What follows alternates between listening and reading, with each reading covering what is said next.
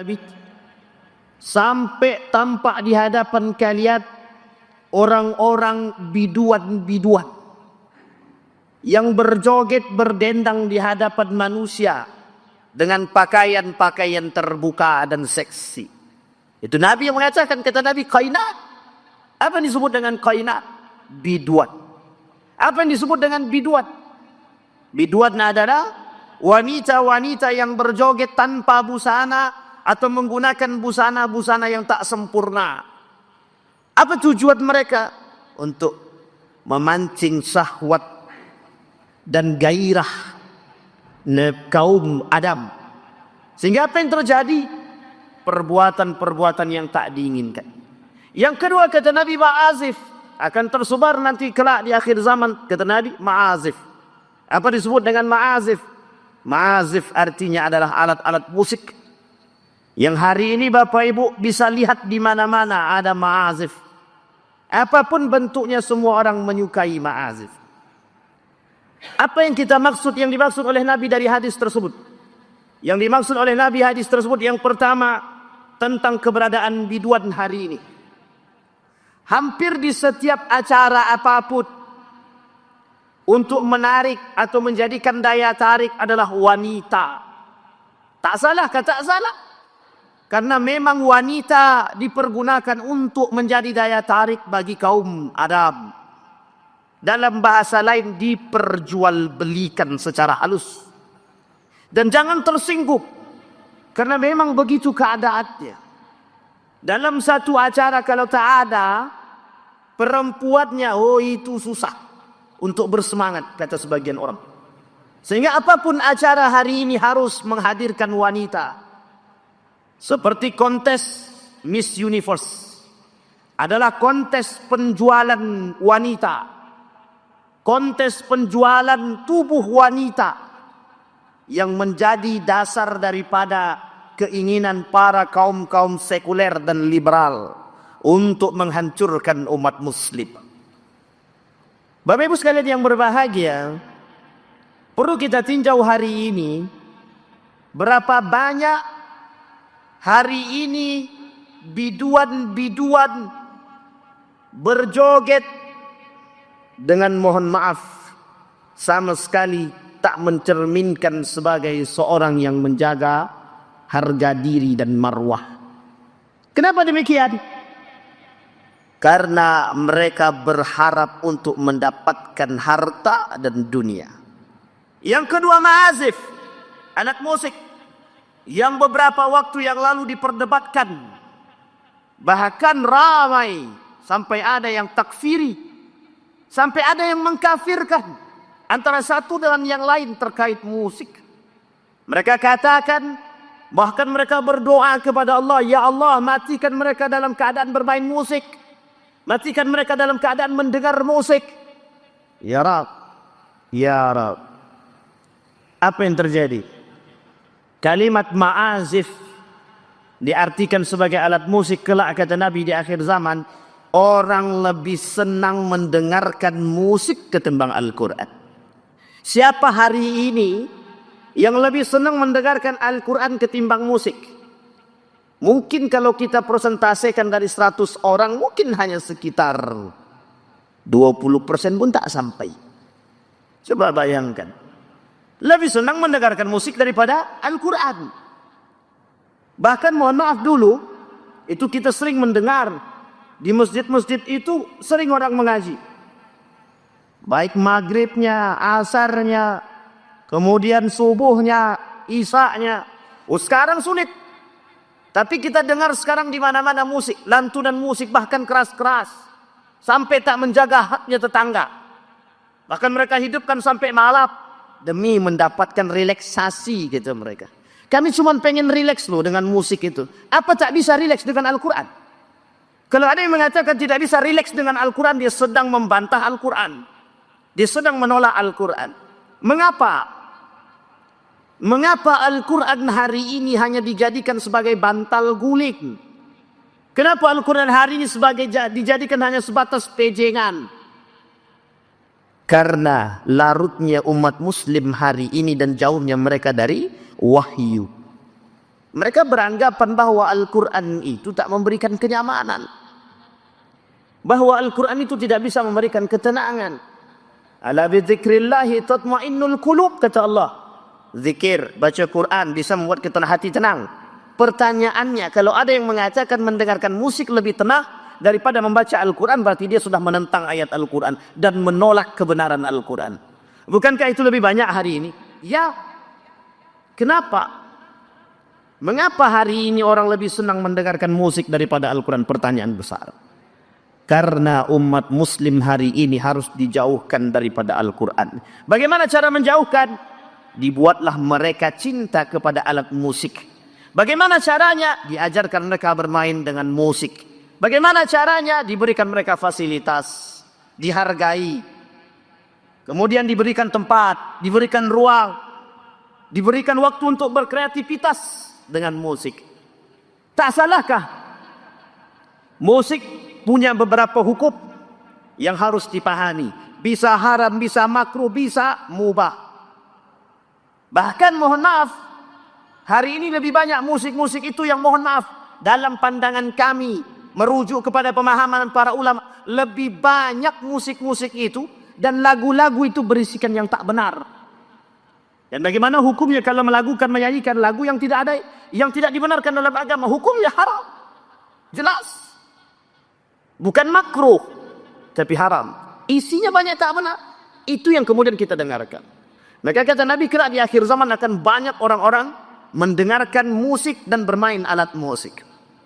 Bahkan mohon maaf, lebih berharga orang yang bisa bermain alat musik ketimbang orang yang bisa membaca Al-Quran. Kemudian selanjutnya, kata Nabi, badiru bil mauti sittan, kata Nabi. Ketika keadaan fitnah itu terjadi, semua orang tanpa sadar, hanya sebagian orang-orang yang beriman yang sadar bahwa kita sekarang ini berada di antara kondisi yang sangat rumit.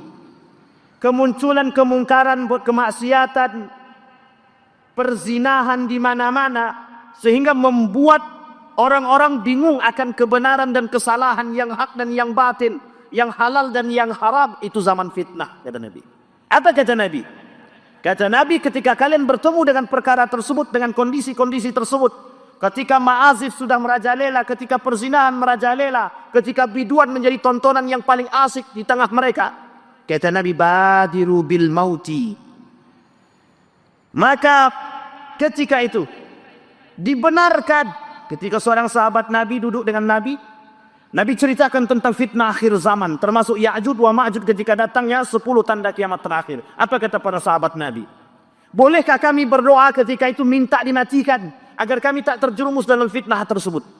Hari ini mungkin tidak terlalu, tapi kelak ketika akhir zaman, mungkin kita ini mulai mendekat kepada akhir zaman. Ketakutan para sahabat ketika itu yang jaraknya masih jauh, tapi Nabi sudah katakan ketika itu. Apa kata Nabi? Nabi ceritakan tentang ratusan hadis tentang fitnah akhir zaman. Para sahabat duduk dan kemudian mendengarkan. Ketakutan. Tapi hari ini tak.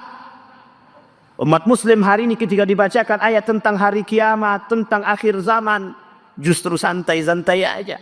Tak ada rasa takut. Hanya sebagian golongan yang merasa, apakah iman kami mampu menjadi penolong kami kelak atau tidak. Sehingga kata Nabi, badiru bil mauti sittan. Yang pertama kata Nabi, cepat-cepatlah kalian menemui ajal kalian apabila terdapat 6 perkara. Imratas sufaha, kata Nabi. Berdoalah kepada Allah agar kalian dimatikan cepat ketika kalian bertemu dengan 6 perkara. Yang pertama kata Nabi, imratas sufaha, para pemimpin-pemimpin yang jahil, pemerintahan-pemerintahan yang bodoh, kata Nabi. Kalau kalian ketemu orang-orang yang menghalalkan yang haram dalam dunia pemerintahan dan politik, menghalalkan segala cara untuk mendapatkan posisi, kata Nabi, berdoalah. Sesungguhnya mereka orang-orang yang jahil. Wa kasratus surtah. Apa kemudian Nabi kata? Banyaknya antek-antek penguasa, kata. Ini Nabi yang ngomong. Apa kata Nabi? Wa kasratus surat. Wa bai'al hukmi. Mereka yang memperjualbelikan hukum, kata Nabi. Bahkan Nabi mengatakan dalam hadis yang lain, kata Nabi, al-qudatu salata. Al-qudatu thalatha. Hakim itu 3 kata dia. Ithnani qadiyani fil nar wa qadin fil jannah. 2 hakim masuk dalam neraka, 1 dia masuk surga. Siapa yang 2 yang masuk neraka ini? Mereka yang tahu kebenaran tapi tak menjalankan kebenaran. Yang kedua, mereka tidak tahu kebenaran tapi mereka lakukan. Yang ketiga, kata Nabi, yang masuk ke dalam surga, yang tahu kebenaran tapi mereka menjalankan kebenaran tersebut. Maka kemudian Nabi katakan ada orang yang memperjualbelikan hukum. Siapa mereka yang memperjualbelikan hukum? Mereka bisa memberikan keringanan hukum kepada koruptor. Kalau apa? Kalau ada duit. Artinya apa? Diperjualbelikan hukum. Jadi ketika kondisi memperjualbelikan hukum hari ini terjadi, itu sebenarnya sudah prediksi Nabi dan pasti terjadi. Buktinya apa? Terjadi. Ketika banyaknya antek-antek dimanapun kita duduk, tidak ada rasa tenang. Banyak orang-orang datang untuk menjadi mata-mata. Dan itu biasa. Seorang ulama besar bahkan dimata-matai sampai ke Saudi Arabia. Hanya karena ketakutan keberadaannya. Menjadi disebar mata-mata sekian banyak. Hanya untuk mencari kesalahan si A, si B, si C. Demi kepentingan dunia. Demi kelancaran kepentingan. Mereka tak pengen ada orang-orang yang mau ikut campur dalam urusan mereka. Sehingga mereka sebar. Apa tujuan mereka menyebarkan perkara demikian? Agar tidak ada yang mengganggu mereka. Bapak Ibu sekalian yang berbahagia, perlu kita pahami, dan ini kondisi kata Nabi, kondisi kelak di akhir zaman, yang harusnya kita ketika itu berada pada posisi yang sangat-sangat tidak diuntungkan bagi mereka yang beriman. Kemudian kata Nabi, orang-orang yang memperjualbelikan hukum wa bai'ul hukmi, siapa mereka yang memperjualbelikan hukum? Yang memperjualbelikan hukum ketika itu adalah penguasa, para hakim. Kita ambil contoh. Penjual ayam, maling ayam bisa masuk penjara dan masuk penjara 5 tahun. Koruptor 1 miliar hanya masuk 1 tahun. Itu keadilannya terletak di mana kita pun tak tahu. Dan ini sangat ramai. Orang-orang yang tak berduit tak mampu membeli hukum. Orang-orang yang berduit mereka berkuasa akan apa yang mereka lakukan. Sehingga mohon maaf ketika ketidakadilan terjadi, kata Nabi, kelak di akhir zaman tidak akan terjadi hari kiamat sampai kalian melihat ketidakadilan merajalela. Orang yang miskin tak mampu berbicara, orang yang kaya merasa berkuasa. Kenapa? Karena harta mereka. Sampai-sampai Imam Al-Ghazali mengatakan, kata Imam Al-Ghazali, orang yang berduit itu justru lebih tinggi dan berwibawa ketimbang orang yang tidak berduit. Apapun yang dikatakan in sahha kalamahu, in akhta'a kalamahu sahha, wa in sahha kalamul fuqara akhta'a. Orang kaya berbicara sekalipun salah benar. Orang miskin berbicara sekalipun betul salah. Kata Imam Al-Ghazali. Kemudian istighfafan biddam. Orang-orang yang memperjualbelikan kasus penguasa yang berdarah dingin. Ini kan ngomong Nabi ini. Kata Nabi, penguasa yang berdarah dingin. Dan ini agak panjang. Wa qati'atur rahim. Orang-orang yang suka memutuskan tali silaturahim, kata Nabi. Bukan tak banyak hari ini. Kita ambil contoh kasus yang terjadi hari ini. Hanya gara-gara pilkada mudah memutuskan silaturahim. Hanya gara-gara pilpres, pileg yang mohon maaf. Hanya karena dunia kita memutus silaturahim yang dampaknya sampai ke akhirat. Betapa tak berharganya saudara kandung ketika beda pilihan. Betapa tak berharganya orang tua ketika beda pilihan. Dan paling berbahaya lagi, betapa tidak berharganya agama dan harga diri hanya karena beda pilihan. Wa naswad yattakhiduna al-Qur'ana mazamira yuqaddimunahu yughannihim wa in kana aqalla minhum fiqhan. Kemudian kata Nabi, dan anak-anak muda yang menjadikan Al-Quran sebagai nyanyian. Dia diangkat menjadi imam agar menyanyikan Al-Quran meskipun dia adalah orang-orang yang paling tidak memahaminya, kata Nabi. Bahkan Nabi mengatakan dalam riwayat yang lain, kelak akan muncul di akhir zaman, kata Nabi, orang-orang yang fasih dalam membaca Al-Quran, tapi mereka tak memahami Al-Quran. Dalam riwayat yang lain bahkan mereka dikatakan, inna munafiqi ummati qura. Kalau akan terjadi di hari kiamat, kalian akan melihat orang-orang munafik, tapi mereka pandai baca Al-Quran. Bahkan kalian akan melihat kaum-kaum tertentu yang bacaannya lebih baik daripada kalian. Seperti anak panah yang keluar dari pusurnya, kata Nabi, yang tak tepat pada sasaran. Apa yang dimaksudkan oleh baginda Nabi dalam hadis tersebut? Kata Nabi, kelak akan muncul orang-orang yang bisa membaca Al-Quran dari kalangan anak muda. Tapi mereka menjadikan bacaan-bacaan mereka sebagai nyanyian, tujuannya dunia. Bukan tujuannya Allah, kata Nabi. Mereka tidak bertujuan untuk mendapatkan keridhaan Allah, tapi mereka bertujuan untuk mendapatkan dunia. Mereka perjualbelikan agama. Mereka perjualbelikan Al-Quran. Apa contohnya? Seorang penghafal Al-Quran, dia katakan kepada orang, saya mau jadi imam masjid dengan catatan digaji lebih dari 3 juta. Mereka samakan Al-Quran dengan nilai rupiah. Apa yang lain? Ada orang-orang yang mengerti Al-Quran, tapi mereka jadikan Al-Quran sebagai cocokologi untuk perkara hukum. Mereka anggap Al-Quran bisa dipermainkan. Mereka anggap hukum-hukum di dalam Al-Quran tidak terikat dengan keimanan, sehingga mereka jadikan contoh sebahan. Bahkan yang lebih parah lagi, ada orang yang menjadikan Al-Quran ini mainan. Anak-anak zaman sekarang muncul di beberapa internet dan video. Mereka mengaji dengan lantunan-lantunan, mohon maaf, yang tak pernah diajarkan. Mereka buat nyanyian-nyanyian TikTok, tapi isinya ayat Al-Quran. Mereka bacakan Al-Quran dengan irama-irama dangdut. Mereka bacakan ayat-ayat Al-Quran dengan irama pop, yang mereka pada hakikatnya tak mengerti makna tersebut.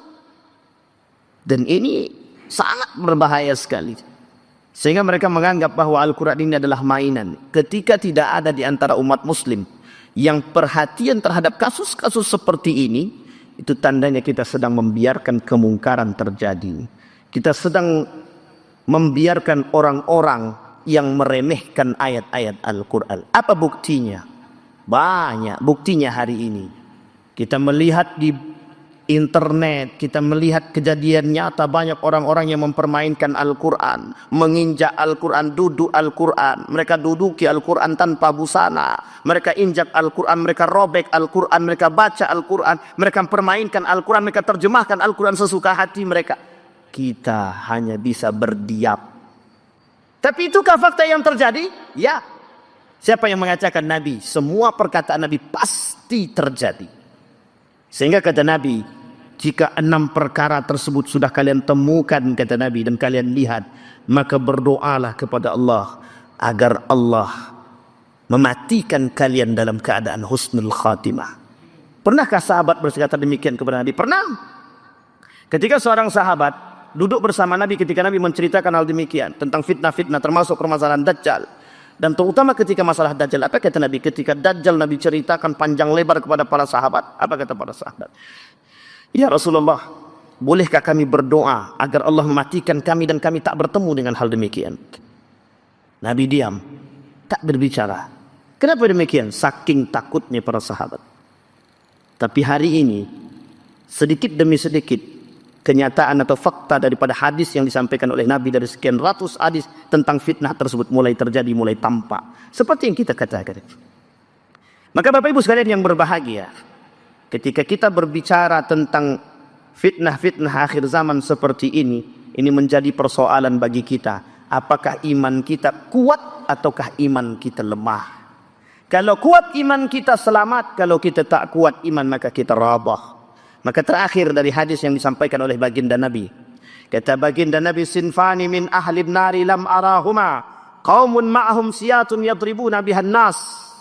Kemudian yang kedua kata Nabi, ada wanisaun kasiyatun ariyatun mumilatun ma'ilat. Kata Nabi, kelak ada 2 golongan yang tidak pernah aku lihat di surga. Bahkan mereka menjadi penghuni neraka dan mereka tidak akan bisa mencium bau surga. Baunya pun tak bisa mereka cium. Wala rihuha, kata Nabi. Siapa mereka? Satu, seorang pemimpin yang zalim. Pemimpin yang zalim. Pemimpin yang memiliki antek-antek. Pemimpin yang penguasa-penguasa yang jahil, kata Nabi. Mereka min ahli nar, penghuni neraka.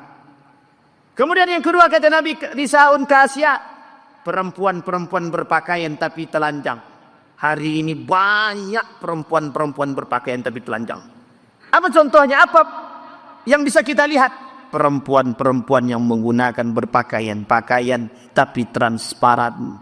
Berpakai celana lepis tapi sempitnya, na'udzubillah. Laki-laki senang. Laki-laki senang. Uniknya, perempuan tak malu. Jadi sama-sama senang. Yang melihat senang, yang dilihat senang. Yang menjadi persoalan siapa? Salah satu tanda datangnya hari kiamat. Salah satu tanda datangnya hari kiamat, bermunculannya wanita-wanita yang tak menjaga harga diri mereka dengan pakaian-pakaian mereka. Mereka berpakaian tapi mereka telanjang, kata baginda Nabi Muhammad sallallahu alaihi wasallam. Bapak Ibu sekalian yang berbahagia, ini baru 3 hadis yang kita sampaikan. Dengan secara gambaran umum kita sampaikan dan syarahkan. Padahal dalam hadis dalam kitab Sunan Abi Daud itu ada sekitar 200-an lebih, kata Syekh Mutawalli As-Sa'rawi. Itu banyak sekali hadis-hadis yang membicarakan tentang fitnah-fitnah, yang keseluruhan fitnah itu mulai tampak sedikit demi sedikit. Apa artinya? Artinya adalah kedekatan hari dengan hari kiamat, akhir zaman itu semakin nampak dan tidak akan pernah bisa kita hindari. Kejadian-kejadian seperti ini pasti akan terjadi. Hanya saja kita umat mukmin dan muslim ini harus pandai-pandai agar bisa kita selamat.